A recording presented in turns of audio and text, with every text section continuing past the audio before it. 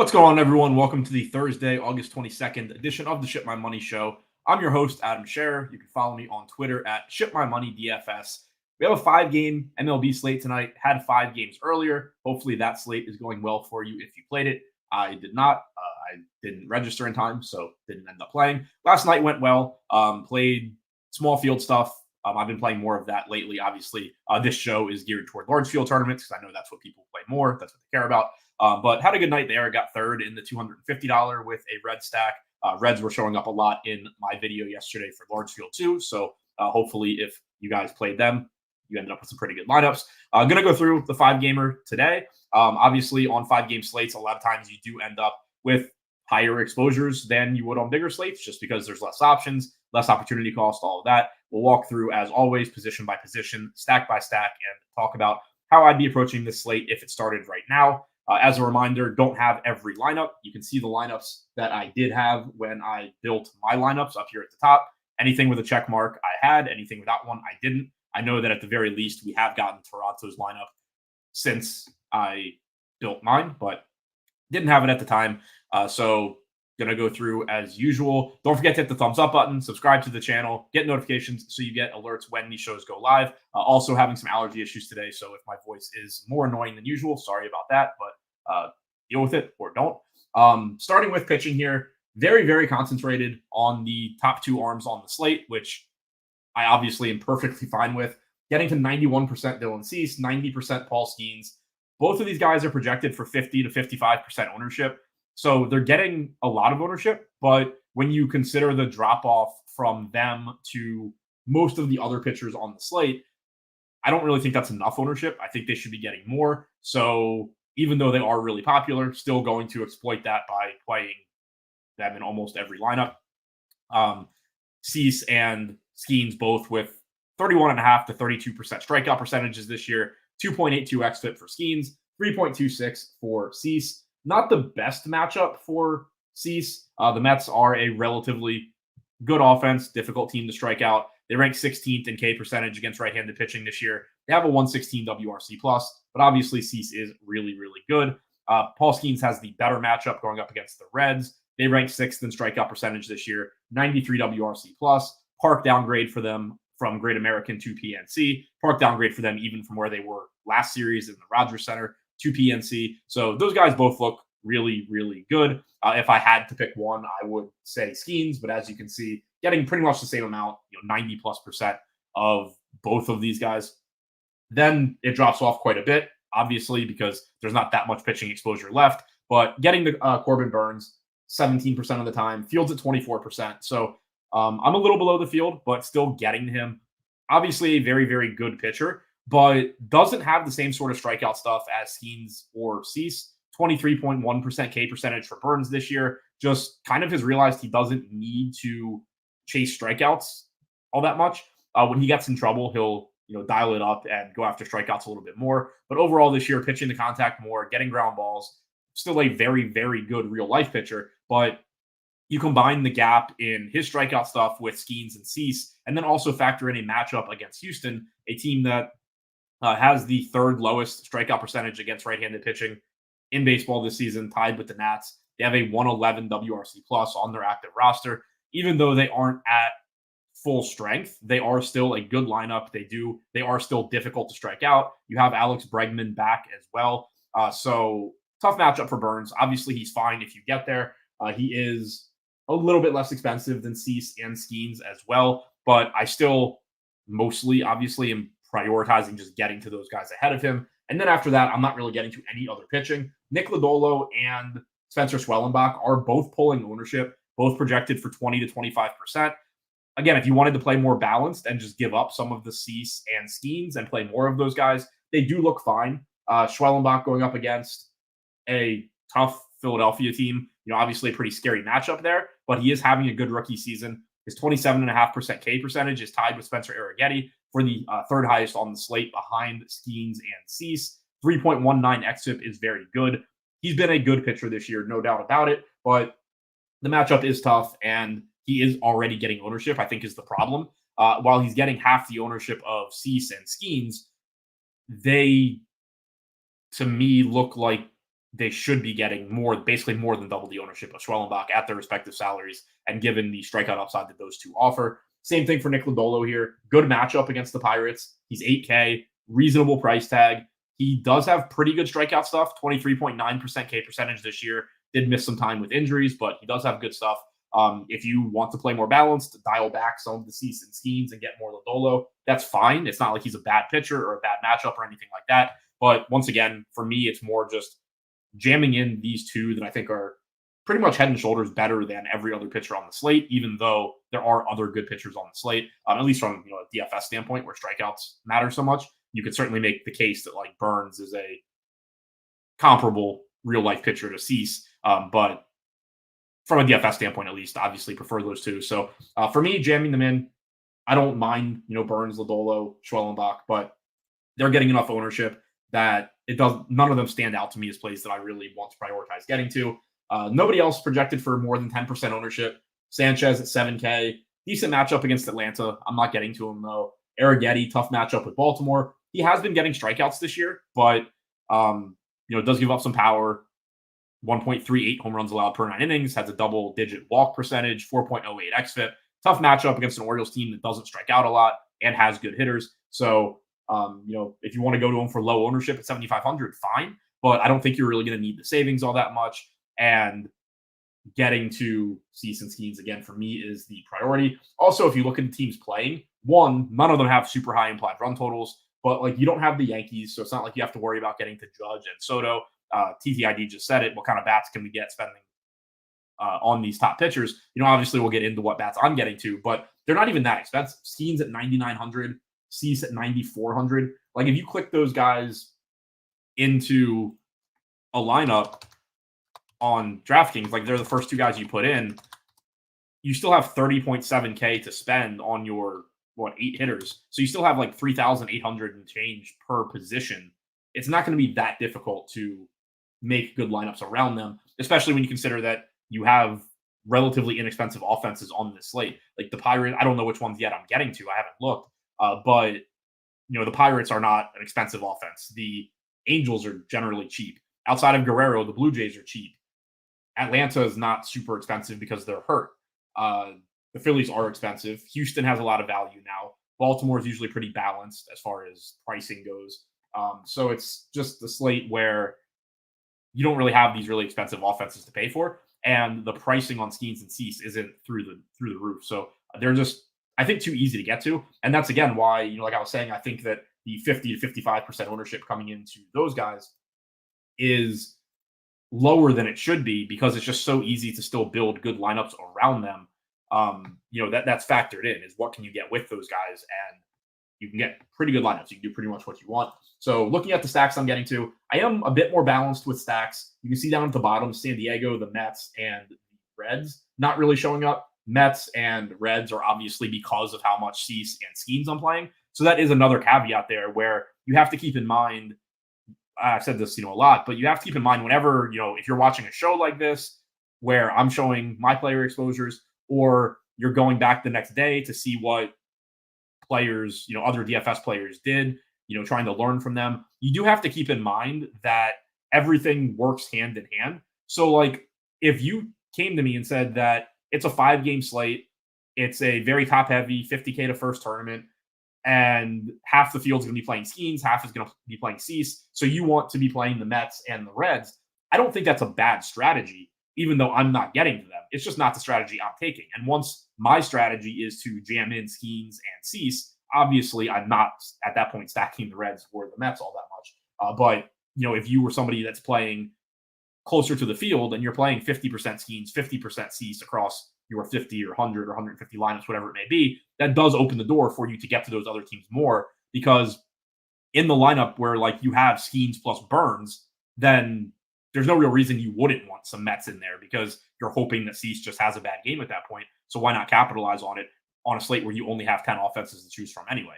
But for me, where 10% of my lineups don't have one of those guys, I'm just obviously not going to get to them very often. And then the Padres, I don't really know why I'm not getting to more of them, but I'm not. Everything else is pretty balanced for me. And that's not really that surprising. One thing that you will see too not always, but generally in my player exposures, and I think in a lot of player exposures, or a lot of players' player exposures, is that the more concentrated I am on pitching, generally the more spread out I'm going to be on bats, and vice versa. If it's a slate where I think there's 10 good pitchers that I'm going to play, then I'm more likely to be narrowing it down to a handful of offenses.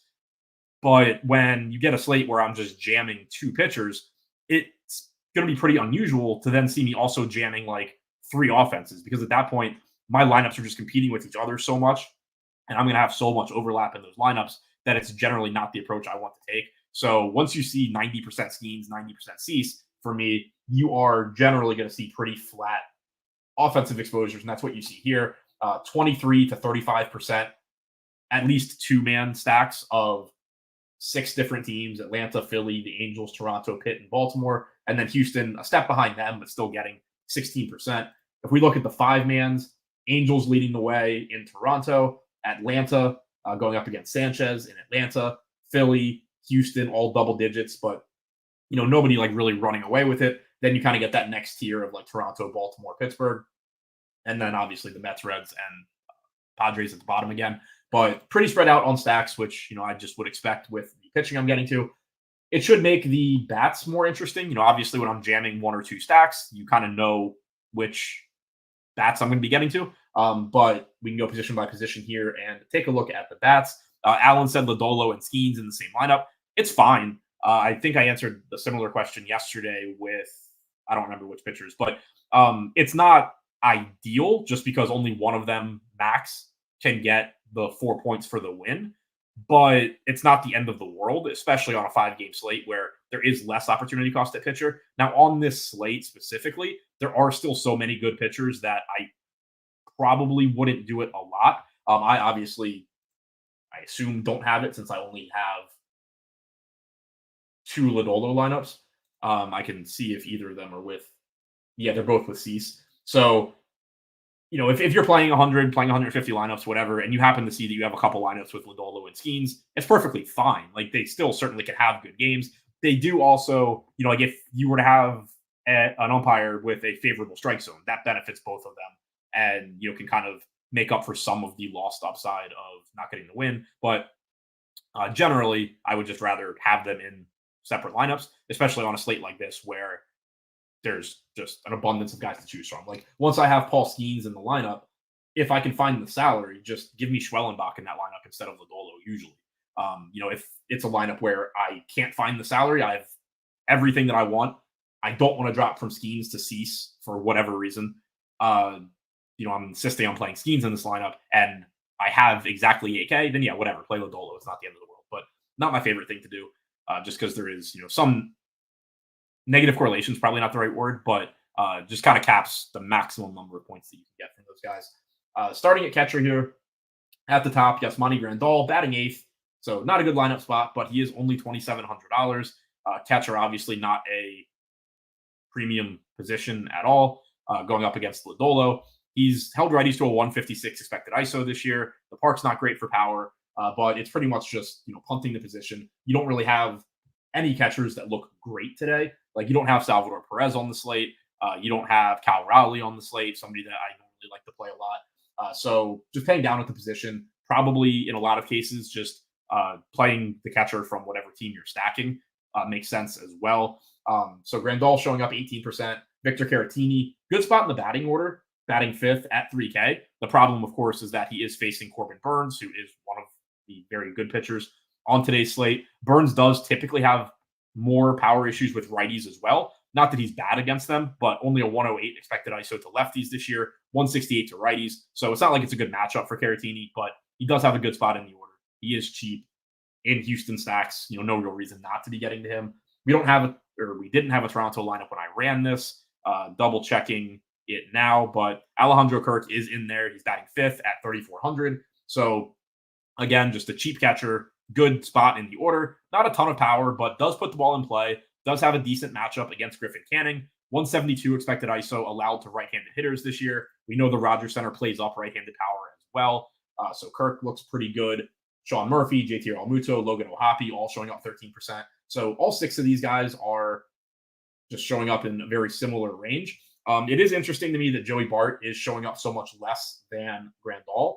I think it's probably one of two things, or the two things working together. One, you're paying $1,200 more for Bart than for Grandal. But then the second is also that Bart is projected for like twice the ownership.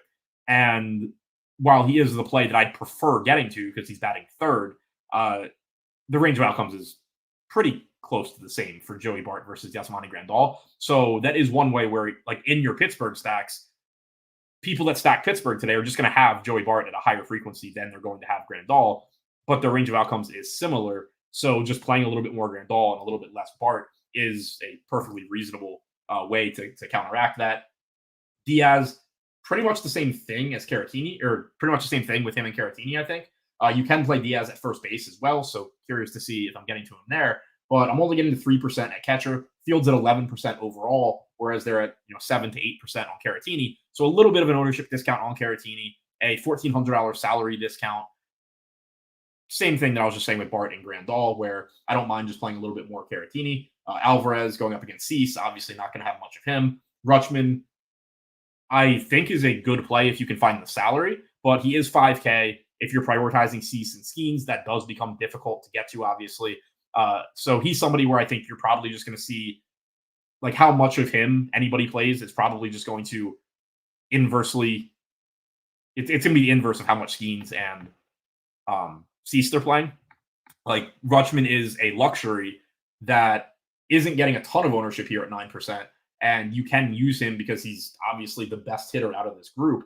But he is also the most expensive. And when you think about it, like him versus any of the other catchers individually, he's even money or a favorite to outscore them. But versus the field, he's still an underdog. And so you can just kind of spread your exposures across the field, get these cheaper guys, and chances are, at least one or two of them are going to outscore Adley. But if you're not playing Skeens and Cease as often, you are going to have just more availability and more ability to get to Rutschman. Kirk, I am a little below the field. Field's at 22%, but I am still getting a lot of him. Ohapi in line with the field. So other than that, though, the field pretty spread out as far as their exposures go at catcher. Moving on to first base, Bryce Harper at the top. Do like to see that, and it's a little bit surprising given how much that he's expensive and how much Skeens and Cease I'm getting to. But this is something else where it's going to like affect Adley Rutschman. I could be playing more Adley, but it would cost me Harper, and I appear to just be prioritizing Harper, which is perfectly fine with me. You do get negative correlation against Schwellenbach, which is nice. Like I said, Schwellenbach has been a good pitcher so far this year, but he has allowed 1.2 home runs per 9 innings. Harper is, of course, a really good hitter. 163 expected ISO allowed to lefties. Also only a 21% strikeout percentage for Schwellenbach against lefties compared to 35.5% against righties. So not missing nearly as many bats against lefties, giving up more power to lefties, even though it's not a ton of power. It is more than to the righties. And then Bryce Harper just being Bryce Harper. Very happy to be getting to him, a little over 2x the field. Ryan Mountcastle showing up for me quite a bit. He is back in Baltimore now, which sucks for him.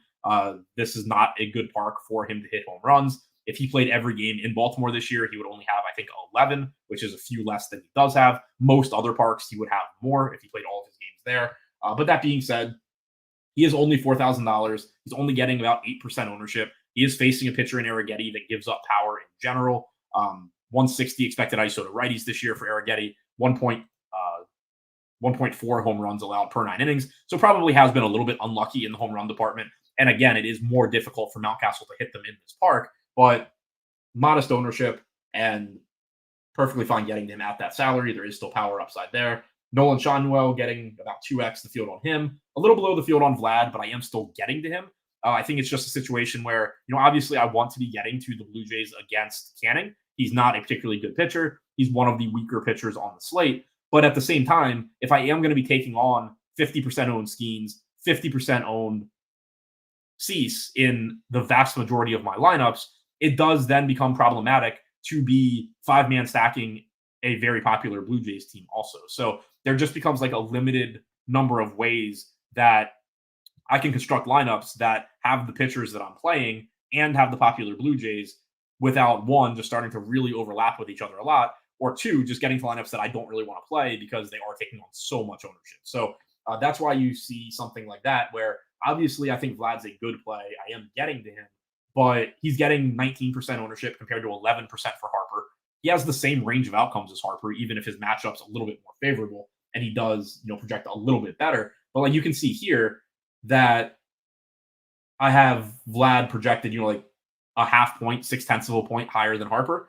That is going to generally drive ownership to Vlad, and that's what we're expecting when you look at the ownership gap here. But Bryce Harper can do anything that Vlad can do from a range of outcome standpoint. So I'm perfectly fine just taking an ownership discount on an incredibly good Bryce Harper and playing him at 5,400 instead of Vlad at 5,500 if the field's going to play more Vlad.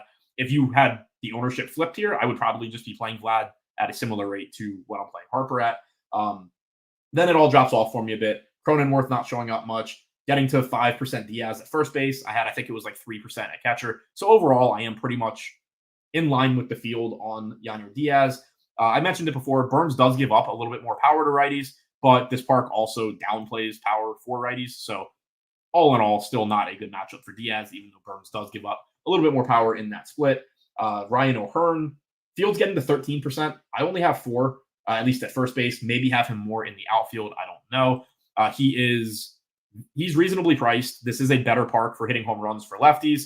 He's batting cleanup. So all of that is good. He is playing right field today with Santander DHing. Cowser is in the lineup. Mullins is in the lineup. Rutschman and Mountcastle are hitting after O'Hearn, but Henderson's directly in front of him and Cowser is 3 spots in front of him. So there is some pinch hit risk where later in the game, Houston could bring in a lefty at the top of the order. Like say they bring a lefty in to face Cowser, then he faces the right-handed Santander, but then they get the lefty against Henderson, the lefty against O'Hearn. If you get a situation like that in a competitive game, you're probably going to get Austin Slater hitting for O'Hearn. There is also defensive replacement risk because O'Hearn is playing right field. That doesn't exist, obviously, when he's DHing, but he is not exactly a great outfielder. So if Baltimore is winning this game in the 7th inning, there's a pretty good chance that you just get Austin Slater going into right field for O'Hearn, and that gives them a much better defensive outfield where you have Mullins in center, you have Cowser in left, and then you just swap O'Hearn out, put Slater in. So there is a pretty decent chance that O'Hearn doesn't finish this game. And those chances actually, I think, go up the better that the Orioles are doing, which is kind of problematic because, if your Orioles stack is doing well, there's an increased chance that the Orioles are winning. And if there's an increased chance the Orioles are winning, there's more incentive to put Austin Slater into the game for Ryan O'Hearn. So I think he's fine. That price tag is nice. The park is good. He's a good hitter. But there is that defensive replacement / pinch hit risk with him that doesn't exist with some other Orioles. So do keep that in mind. Arias, I'm not getting too much. Fields at 9%. So I'm guessing with the Padres, it might just be an ownership thing for me. They're not getting a ton of it, but the matchup against Severino is not great. 118 expected ISO allowed to righties this year, 158 to lefties. It's not a horrible matchup, but it's not a great one. And it just seems like they're getting a little bit more ownership than I think is warranted. If I were to get a little bit more of them by lock, I'd be fine with that. But I'm also, if they're just kind of the team that gets left out for me, I'm also okay with that. It's not like I think it's a great spot or anything. And the ownership is a little bit higher than it is for a lot of other teams that have similar implied run totals, similar range of outcomes. And then also working against San Diego from a game theory standpoint is that Luis Severino is not likely to get much ownership on this slate. So you could argue, and it's probably he's projected for about 8%. So you could say, and it's true, that Severino probably not as good a pitcher as Schwellenbach or Lodolo. But those guys are getting 2 to 3 times the ownership of Severino. So even if the Padres are a little bit more likely to succeed because Severino isn't quite as good as those guys, you're not getting the same sort of leverage on the field that is going to catapult you to the top of a tournament potentially, as you're playing a team that has a similar range of outcomes, similar projections against a pitcher that's 2 to 3x as popular. So that's another thing I think that is probably working against the Padres for me a little bit, is that like Atlanta or the Phillies rather are facing a relatively popular pitcher. The Pirates are facing a relatively popular pitcher. These are teams that have similar implied run totals to the Padres, but they're kind of getting that like double points of like if they do well, you're knocking off 20% of the field that played that pitcher, and that doesn't exist with the Padres. So that's probably knocking them down a little bit. Also, moving over to second base, a lot of Will Wagner, a lot of Whit Merrifield. Wagner is hitting sixth. He was projected to hit fourth when I ran this. Lowers his projection a little bit, but still going to look like a good value at only 2,500. He has the platoon advantage going up against Canning. Canning has really struggled with lefties this year. This park is better for right-handed home runs, but 203 expected ISO allowed to left-handed hitters by Canning. Wagner has upside here. He's only 2,500. He is popular at 20%, so definitely somebody that you're going to need to pay attention to what the rest of your lineups look like. Also, keep in mind that because he is so cheap, not only is he going to show up in a lot of Skeens and Cease lineups because he's just a good value and people are going to want to play him, but also he's one of the easiest, most obvious ways to afford those guys. So it is something where you will want to keep that in mind, that the overlap between Cease plus Skeens plus Wagner is going to probably be even a bit higher than just the 20% ownership. I talked about it yesterday with the example yesterday was Nick Cavadas on the Angels. I think I said that you would see him with Judge and Soto a lot, and he was projected for like 8% ownership. If you went back, I think I was looking at the $250 Formax tournament this morning. He was in like 27% of the lineups that had Judge plus Soto. So it's kind of the same thing here with Wagner, where you're going to get him in a disproportionate amount of lineups, most likely, that have Skeens plus Cease. So just something else to be aware of. It's something that you can try and account for if you're using sim tools.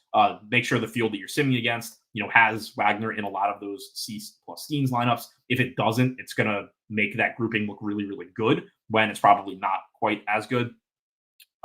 Merrifield batting second, 3,400. Righty-lefty matchup against Sanchez is nice. He's obviously not the best hitter, but he is really cheap. He's not what he was with Kansas City, but doesn't need to be at this price tag. Sanchez also not good at controlling the running game. I have him as well below average at that. So that's a benefit for Merrifield. So I do like him at that price tag. Bryson Stott, 8% ownership. I'm around 2x the field there. Pretty reasonable salary at 4K. Hitting fifth. Negatively correlates with Strellenbach. And like I said, Strellenbach does have a much lower K percentage against lefties. He does give up more power to lefties, even though it's not a crazy amount or anything like that. And then kind of just mixing and matching in the other second baseman down here. Half the field on Altuve, a third of the field, at least at second base, on Kiner Falefa. Probably have a bit more at shortstop that closes that gap a little bit. Same for Triolo, who's getting some ownership just because he is so cheap. Not getting to quite as much of those guys. I do think that when you're looking at, like Jared Triolo at 2,500 or Brandon Drury at 2,400, we had this conversation about Drury again yesterday. Like, I would just rather play Will Wagner than those guys. And that is something that stands out. And it's important to keep in mind. There's always not necessarily as much these days. I think people doing content have at least gotten a little bit better. But there's always just to talk, people look at raw ownership and say, like, this guy's overowned, this guy's underowned. In order to say somebody's overowned or underowned, you have to have some idea of what the correct ownership number is. And so when you look at this and you see around 20% projected ownership to Wagner, you see around 19% projected ownership to Drury at the same price tag. In my numbers and in the stuff I ran, at least, I think that Wagner should be more popular than Drury is. So what's going to happen is when I am paying down at second base, I'm going to prioritize getting to Wagner instead of Drury because I think Drury is going a little bit overowned relative to how often he is in the winning lineup. And I think Wagner is, relative to Drury, going underowned. So that's kind of that's why you'll see like me playing Wagner at high ownership and not playing Drury is, if Drury were 12% and Wagner were like 26, then I probably start playing more Drury. But it's that all things considered, the lineup, the way that they project individually, the lineups that they're a part of, how likely Toronto is to succeed versus how likely I think the Angels are to succeed, and all of that, Wagner is the better play to me. And so with similar ownership projections, if my stuff is working right, I'm going to just get more Wagner. Like logically, that's how it would work. Moving over to third base, A lot of Gio Urshela at the top. I've talked about this on shows previously too. He doesn't project as well as somebody like Brandon Drury. You can see over here that I have like over a 1 fantasy point difference between Urshela, who's batting ninth at 2,500, and Drury, who is projected to bat seventh. Don't know if we have that. We do have that lineup, and he's not even in it. So this is all moot anyway. But it's still a reasonable example where even though Drury projects better, the range of outcomes isn't really that different because there's so much volatility in hitting. And so if you're going to get 3 times the ownership to Drury, even though he does project a little bit better, when you account for range of outcomes, I'm happy to just play the 6 or 7% owned Urshela and hope that he just happens to be Drury. But again, obviously, this specific example it's just a moot point because Drury's not in the lineup. But you can apply that to most slates. I know I talked about it some with like Adam Frazier the other day, and I think Darren Blanco maybe on Kansas City. But that's an example here. Shea Whitcomb, 2,600, batting eighth, only getting 6% ownership. This is a guy that has power and has stolen base upside. Obviously, it's not a good hitting matchup against Corbin Burnes, but Corbin Burnes cannot hold runners to save his life. So it is a good stolen base spot for Houston. Guys that get on against him are likely to run. Burnes just doesn't control the running game all that well. Adley Rutschman is also catching. He is not particularly good at throwing runners out. Very good pitch framer, exceptionally good pitch blocker, not great at throwing runners out. And then Burnes, again, just not good at holding them. So when the Astros do get on base, they are likely to be aggressive. They are likely to run. And you're getting somebody in Whitcomb that can run, probably will run, and is only 2,600. Ramon Urias, 7% ownership, 3K. So you can see the trend here at third base is that I'm looking to save money and really looking to get to low owned players in addition to saving money. I don't think that for the most part, the value plays that are getting ownership are that much better than the ones that aren't. So I'm willing to just kind of go toward the bottom of the order. Urias does have power. He's an above average major league hitter. He's only 3K. He's facing, a pitcher that does have home run issues, at least to some extent, in Arrighetti. So, again, don't mind getting to him. The field is getting to Rendon. I am pretty much in line with them. He is batting cleanup at 3,400. Good lineup spot. Decent matchup. It is a modified bullpen game for Toronto. Burr is opening. Yarbrough is expected to follow him.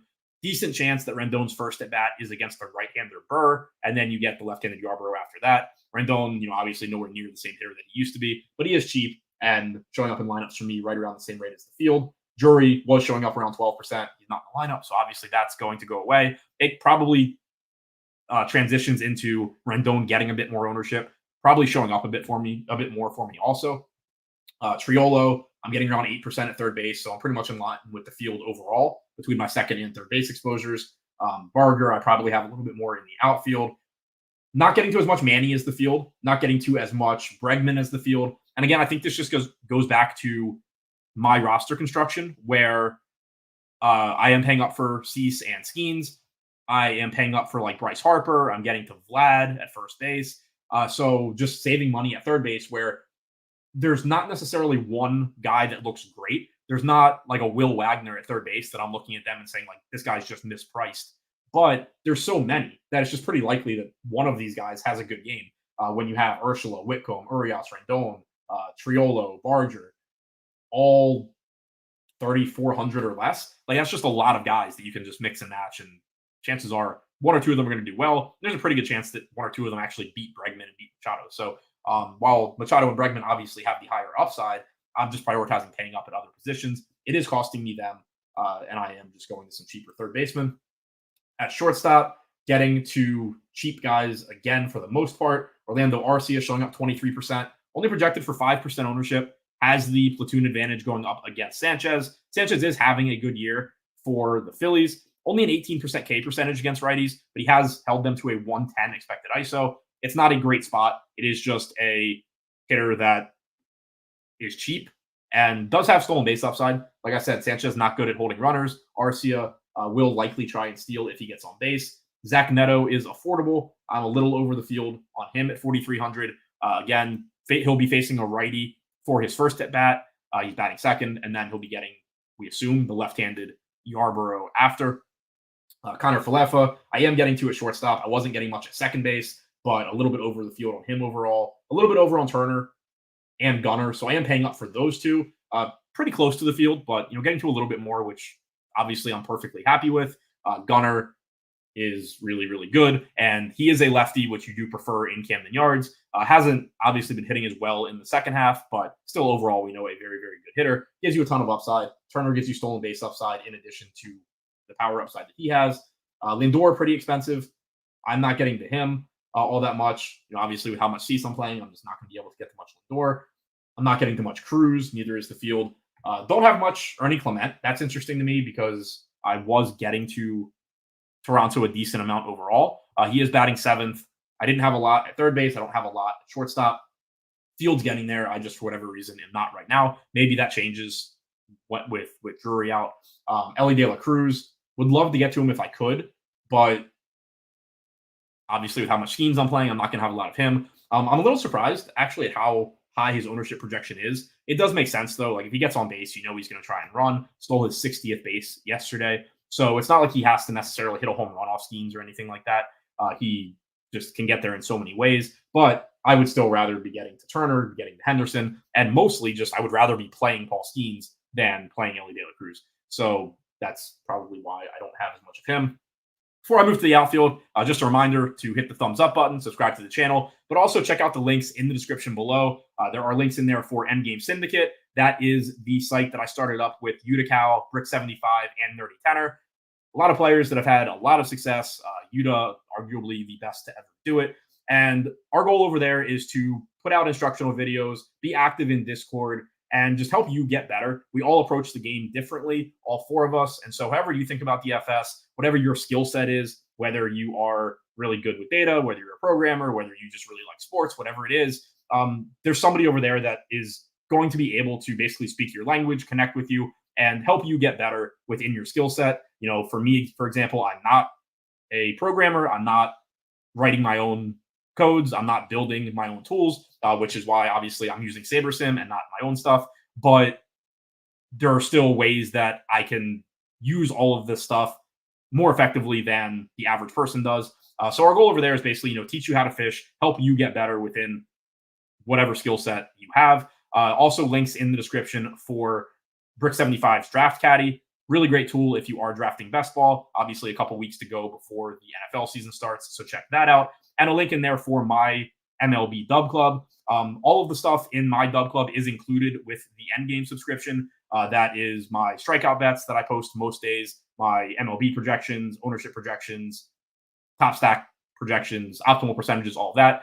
That's included with Endgame. But if you don't want the advice, you don't want to learn from guys like Yuta for whatever reason, or just doesn't make sense financially with how much you play, you can get access to my data and stuff for less. So you can use that link in the description below. Check out that stuff. I think it's all great. It will all help you get better at whatever it is you're doing, whatever your skill set happens to be. Now, wrapping things up with the outfield, getting to Adam Duvall quite a bit. 3,100 righty-lefty matchup against Sanchez. Again, he does a good job of limiting power, so it's not an ideal matchup, but Duvall is cheap. You're not really sacrificing a ton of upside by getting to him because he does have power, even if, he is less likely to hit home runs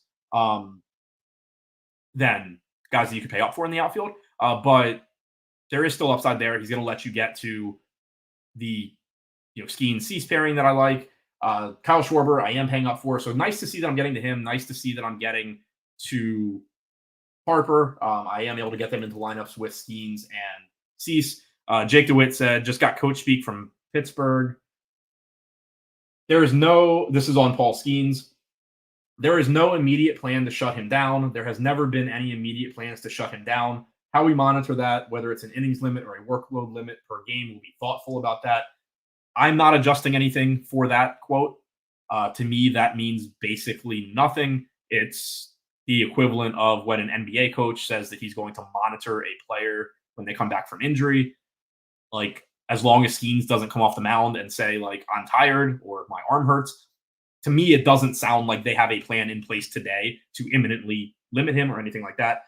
So I'm not reading into that.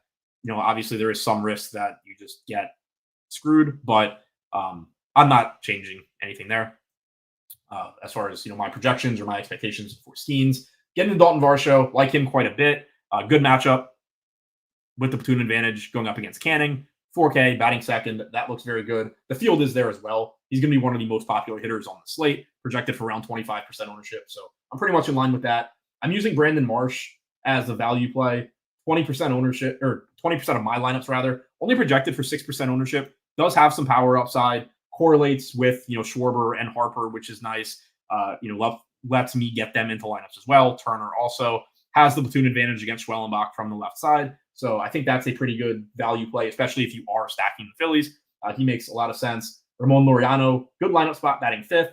He's cheap, getting 11% ownership. I'm a little bit over the field on him. Getting to Brian Reynolds, a little over the field, but pretty close. A little bit of a stand on Jake Myers and Nick Castellanos. Myers batting seventh. Tough matchup with Burns, obviously. But like I said, the Astros are likely to be aggressive when they're on the bases. Myers has stolen 9 bases this year, so not an elite stolen base guy. Less confident in him running than I am in some of the other Astros if they get on, like Altuve or something. But still a pretty good chance that if Myers gets on with nobody on base ahead of him, that he is going to try and run, which is nice.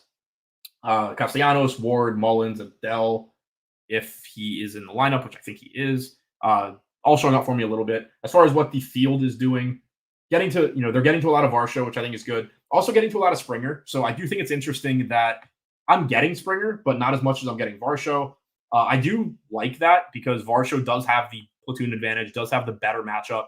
Canning is better against righties than lefties. He's not great against them. 172 expected ISO to righties, 203 to lefties. But if I just had to choose one, I would take the less expensive Varsho. Somebody just said Canning is out. I had not seen that. Yeah, that would change things as far as obviously the matchup.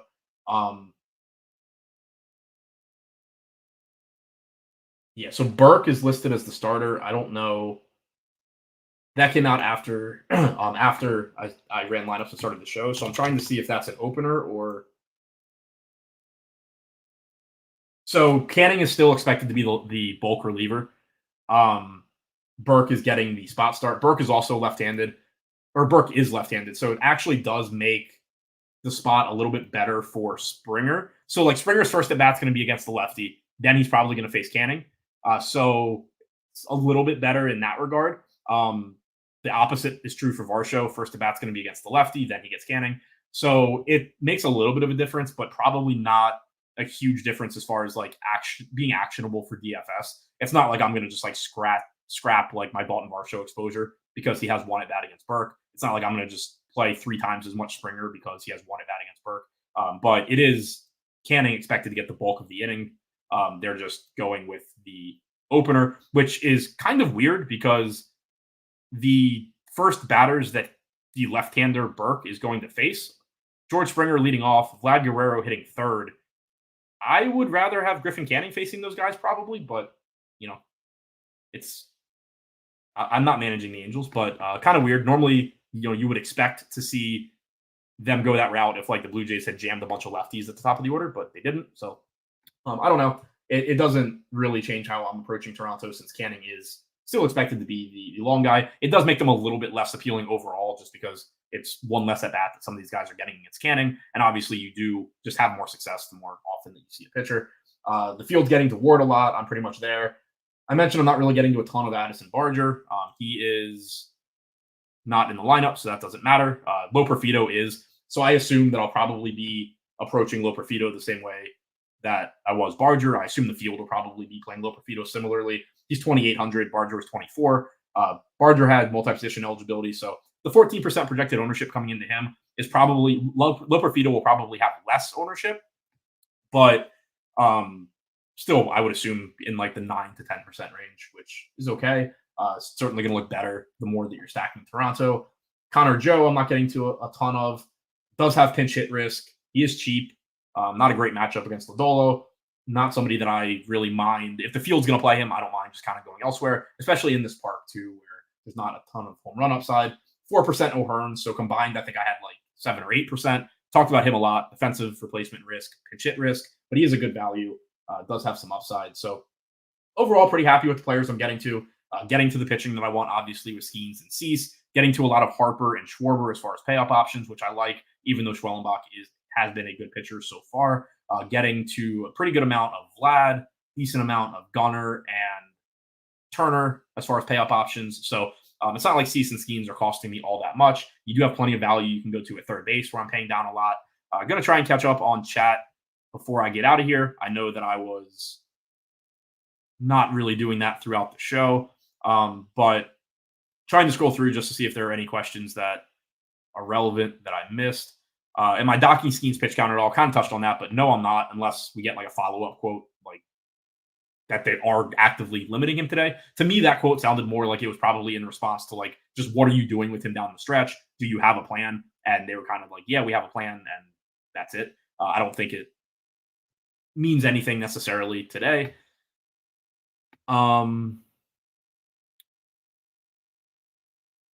Yeah, so got the skiing stuff. Talked about Canning. Yeah, so it looks like I'm pretty caught up.